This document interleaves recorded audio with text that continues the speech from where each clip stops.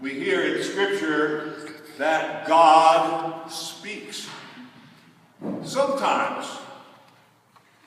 not that God speaks, but sometimes people refuse to listen. Sometimes we're afraid to listen. This week's gospel is a tough one because it's a turning point for Jesus and for his disciples, because Jesus tells in no uncertain terms his future. The cross is in the forecast. And what does Peter do? Peter protests the very idea of embracing death on a cross like a criminal. How could this happen to you who are the Messiah? You who are the anointed one? You who are the very beloved one of God? How could you possibly be subjected to the violence and the suffering of this world, and even more, be condemned to a cross because of injustice? Peter's response is, God forbid. This isn't the way it was supposed to be. We were supposed to be leading this kingdom. This certainly shouldn't be our future. Peter certainly has a difficult time buying into all of this crosstalk. I'll follow you, because we've all said that. I'll follow you, but when the rubber hits the road, what happens? What does Jesus say to Peter today? Get behind me, Satan. The word Satan means obstacle. Get behind me because you're an obstacle. You're being an obstacle to my way of life and to God's will and God's kingdom. You just don't get it. You need to listen closer, Peter.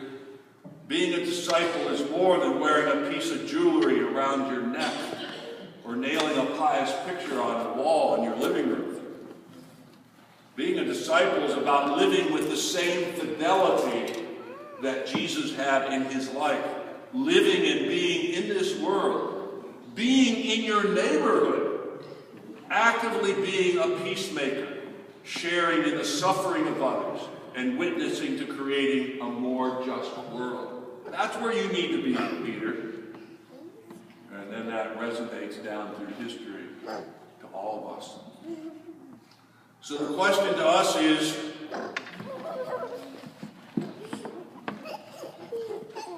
who do we say Jesus is? And how do we test that out? We test it out by how we treat others. So Christianity isn't some fantasy world where the eyes of faith, because with the eyes of faith, we have to see what others don't see or refuse to see.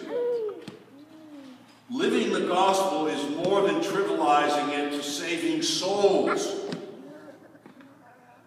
We can all pray to save souls.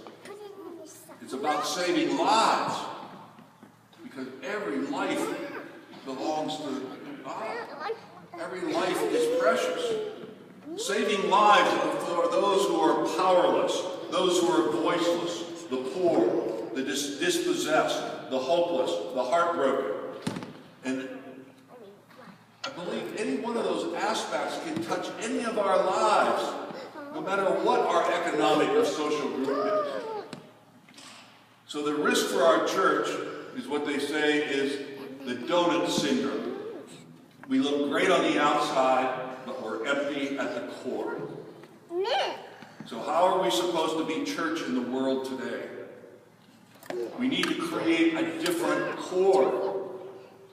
Filled with, that core has to be filled with those on the margins of our society.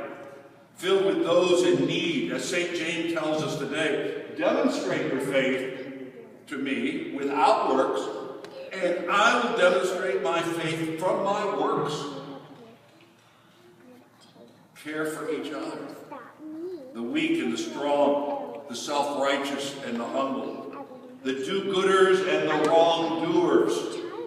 Love does no harm when love reaches out across into our